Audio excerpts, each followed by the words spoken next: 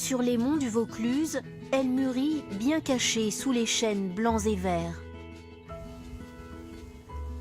Comme chaque matin, Paul et son chien Eros arpentent ces bois à sa recherche. Allez, Eros. Allez, passe devant, Peignan. Où elle est? Allez, cherche. Encore. Une autre. Ça y est, Son nom savant, Tuber melanosporum, mais tout le monde ici l'appelle la truffe noire d'hiver. Oui, c'est belle. C'est bien mon coin.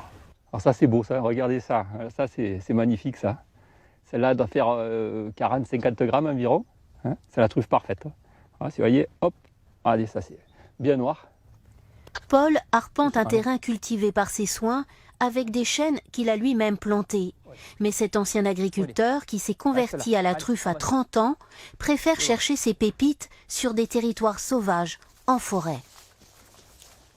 Là. Allez, elle est là? Oui, c'est bien mon gros. Voilà. C'est vraiment un plaisir de promener dans les bois, accompagner son chien.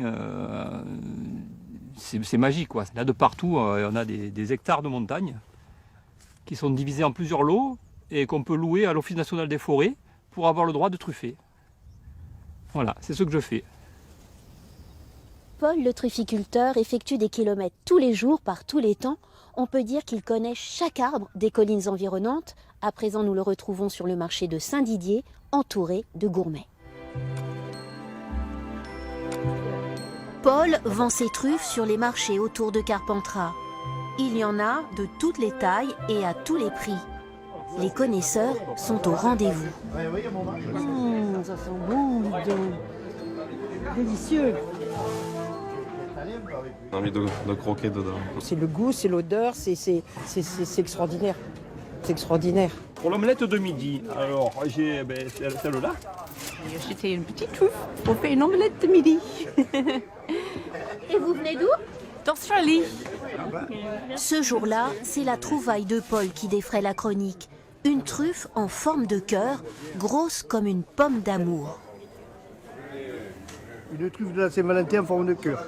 Qu'est-ce que vous voulez de plus? Rien. C'est un peu un secret, il ne faut pas le dire à tout le monde, mais les plus belles truffes, on les trouve souvent sous une lavande ou sous une sauge sauvage, sur un romarin. Elle aime bien s'accrocher un peu à quelque chose.